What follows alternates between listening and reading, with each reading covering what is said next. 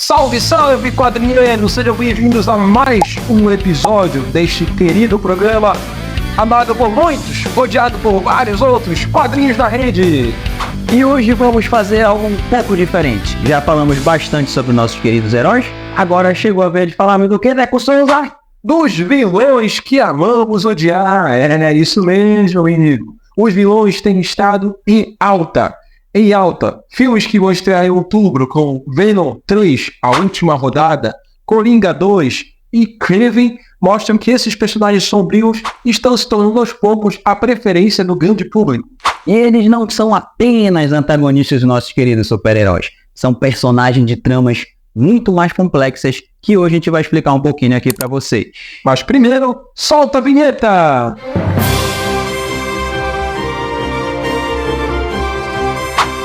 Agora sim, vinheta solta, vamos entrar, agora estamos no clima, você concorda? Totalmente. Então vamos explorar. A energia lá em cima. E explorar, meu caro telespectador, o que torna os vilões tão irresistíveis, o que nos atrai dessas criaturas, desses personagens nefastos que povoam a cultura pop. Uma pergunta de ponto de partida. Por que gostamos dos maus? Porque chegamos a ter empatia com ele? Chegamos a certo momento a pensar, cara, ele não tá totalmente errado.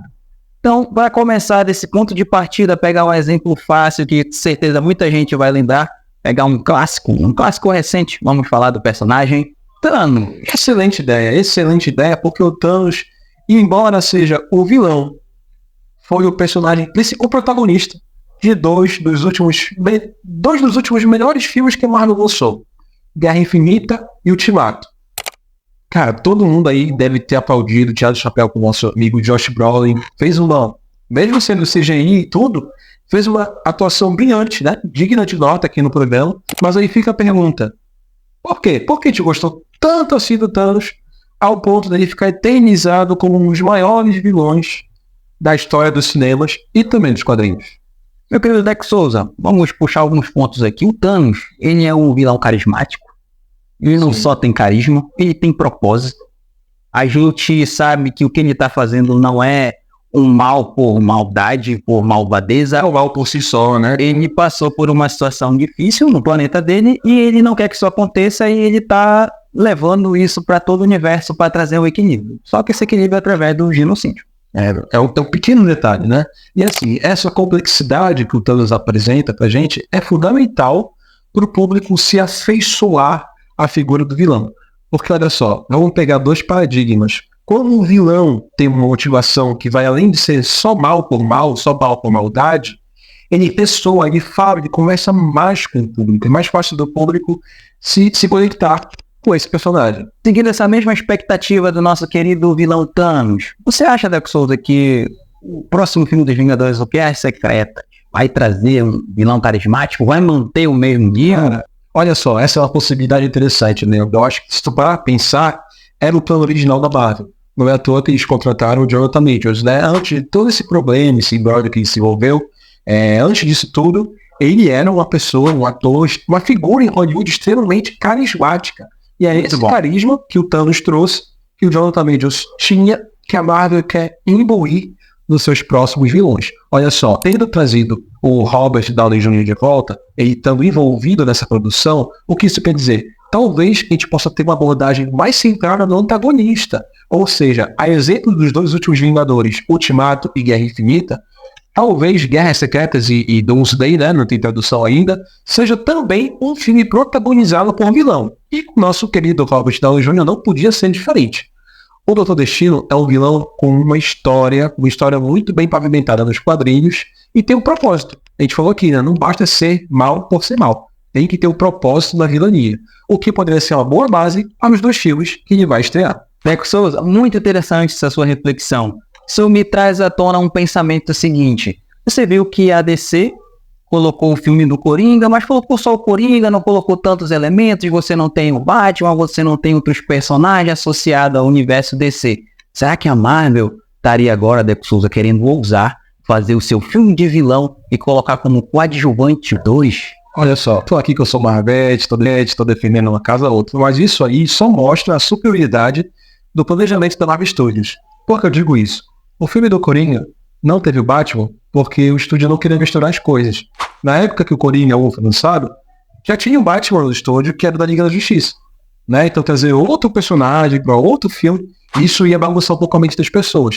O que está acontecendo? A Sony lança Kraven, a Sony lança Morbius, a Sony lança Venom, que são filmes também de vilão, não porque necessariamente, a exemplo do Coringa, eles querem dar um foco no vilão. O que acontece? Eles querem ter sua fatia também nesse promissor, nesse lucrativo mercado de super-heróis. Como o Homem-Aranha tem prestado para Marvel, nesse momento, eles estão fazendo o filme do Homem-Aranha sem Homem-Aranha. Tipo assim, eles também querem, todo estúdio hoje em dia quer ter o seu filme de super-herói.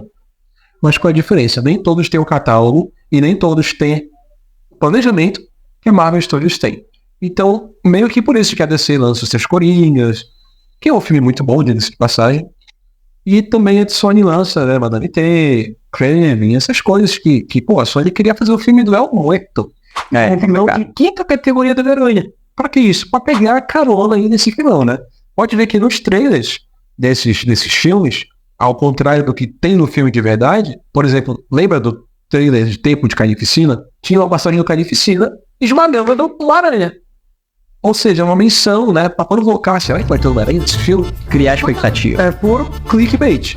A diferença é essa, a Marvel sabe fazer. E o tema de hoje é vilões, e não vamos explorar só os vilões dos quadrinhos. A gente vai se alongar em outros personagens icônicos da cultura pop. Vamos falar de Darth Vader e Hannibal Lecter. É isso aí, perfeito. 2 vilões clássicos da cultura pop, cada um, né, com a sua psique diferente. Olha só o Darth Vader, por exemplo. É um vilão misterioso, tem sua própria história, seu passado desconhecido, que encanta, né? A redenção do Darth Vader encanta histórias de Star Wars. Passa gerações. Já o Dr. Hannibal Lecter, né, é um vilão mais frio, mais calculista, que dá medo só de olhar, né? E pode fazer qualquer coisa contigo. É o tipo de vilão que mexe com terror psicológico. E Deco Souza, ambos têm uma coisa em comum. Eles possuem uma complexidade que o torna mais humano, e torna eles mais humanos, no caso. E isso está incluso na teoria da cartaz de Aristóteles. Você sabia disso, meu amigo? Puxando os gregos agora. Muito longe agora, mas o que é a teoria de Aristóteles? A teoria da cartaz é um conceito central na poética de Aristóteles, onde ela descreve a função da tragédia no teatro grego antigo.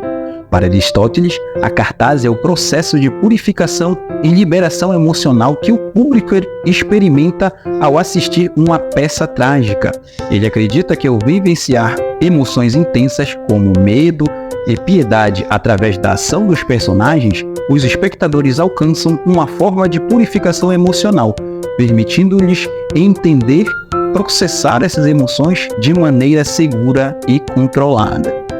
Então podemos dizer que o Coringa se encaixa perfeitamente nesse exemplo de catarse. Do Heath Ledger até o Joaquin Phoenix, o Coringa é um personagem que explora a deterioração mental e moral completa, proporcionando uma experiência envolvente para o público, né?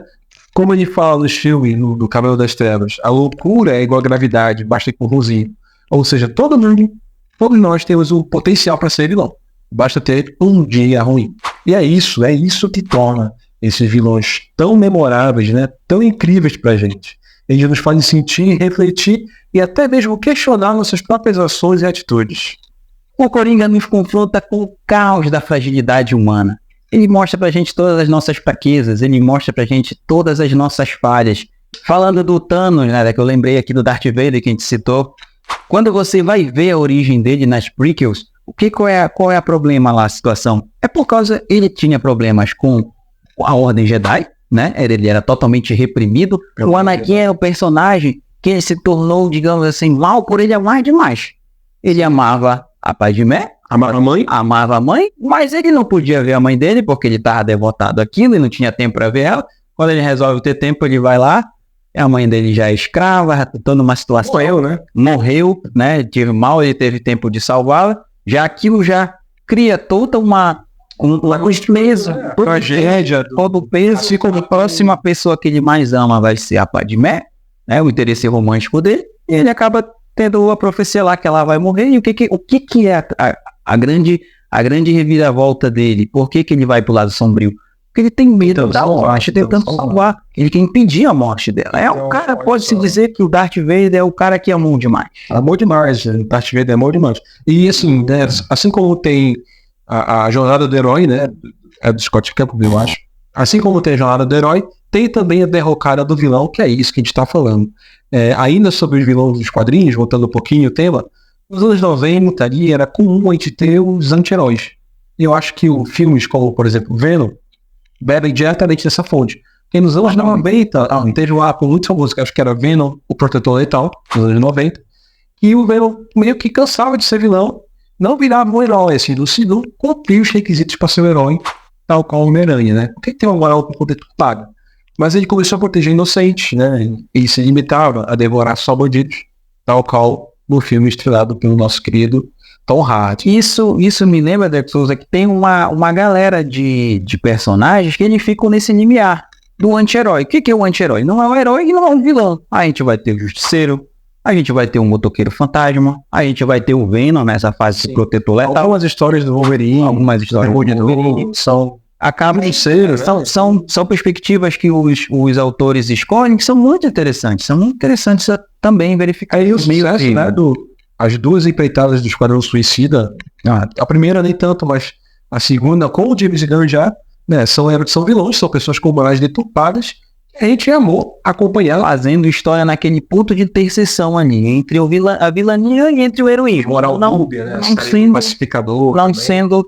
Então a cultura pop está repleta de personagens que tem um background interessantíssimo, né? A questão do Voldemort, que é igual ao Darth Vader, tem o medo da morte. Sensacional. Então, gente, para encerrar o programinha de hoje, os vilões são muito mais do que apenas antagonistas. Totalmente. Vilões, eles nos trazem justamente esse modo de pensar. O que seria o nosso querido Homem-Aranha se não fosse o Duende Verde? Se não Batman sem o Coringa. Sem o Coringa. Superman sem o Lex Luthor. O Goku sem Freeza. E o Lex Luthor aí também. O Lex Luthor aí tem o azar de ter péssimas adaptações no cinema, né? Personagem riquíssimo que até agora no live action ainda não teve assim uma representação fidedigna para que ele tem o potencial de ser odiado no cinema. Fica aí, deu um cara assim um nível sensacional. Dica pro James Gunn, faça um Lex Luthor decente e vai ser mais um vilão sem dúvida memorável nos cinemas. Sem dúvida. Falando em vilão, não poderia ficar de fora talvez a que mais clássica de vilão dos quadrinhos, que é justamente Batman, a Piada Mortal. Nós falamos no programa de hoje muito sobre o filme do Coringa, e boa parte daquele enredo dele ser um comediante falido, ter problemas de relacionamento, o time de roteirista do Warner tirou justamente dessa HQ incrível. Aqui nós vamos ver o Coringa cometendo seu maior ato de atrocidade, até umas coisas que a gente não pode falar aqui, senão o YouTube vai banir o vídeo. Então, para quem gosta do Coringa, para quem gostou do filme do Joaquin Phoenix, a pedida de hoje é justamente Batman, a Piada Mortal, do mestre Alan Moore. E na indicação de quadrinho de hoje, da coleção Os Vilões Mais Poderosos da Marvel, da editora Salvat, vamos falar aqui essa edição do personagem Magneto. Essa daqui é mais uma daquelas edições que o Magneto propõe a sua jornada contra a humanidade, sendo interpelado pelos X-Men. Aqui ele faz a malfadada situação que ele inverte os polos magnéticos da Terra. A quem curtiu X-Men 97 vai estar aqui as referências, tudo aquela parada que foi tirada lá para animação. A base toda aqui, galera, sensacional. Ótima indicação, isso ainda tem disponível no site da Salvat, está disponível para compra, é um material bem volumoso, muito bom mesmo, super recomendado. Fica a dica aí, galera, dê uma lida nisso aqui. E para quem tá no hype do terceiro filme do Venom, que teve o trailer divulgado há pouco tempo, tá aqui essa edição, mais uma edição da Salvat, sendo ofertada hoje, e aqui você não vai ter um personagem do Ed Brock, mas vai ter uma versão do Venom que foi muito popular nos últimos anos, que é justamente o Flash Thompson, vestindo o manto do simbionte. E é uma das versões mais conceituadas do personagem. Tem uma participação bem legal do Homem-Aranha aqui, viu? Recomendo isso no site da Salvat. Você vai encontrar esse volume dedicado ao Venom. Se você gostou desse programa, não faça igual os vilões. Faça uma boa ação. Compartilhe esse programa com o seu amigo mais próximo que também gosta de gibi. Dê o seu like e se inscreva no canal. Deixe seu comentário, dê esse feedback pra gente que é importante, galera. Nós estamos no ar, terças, quintas e sábados. Não esquece também de seguir nosso Instagram que está passando aqui embaixo. Até a próxima, quadrinheiro. Tchau!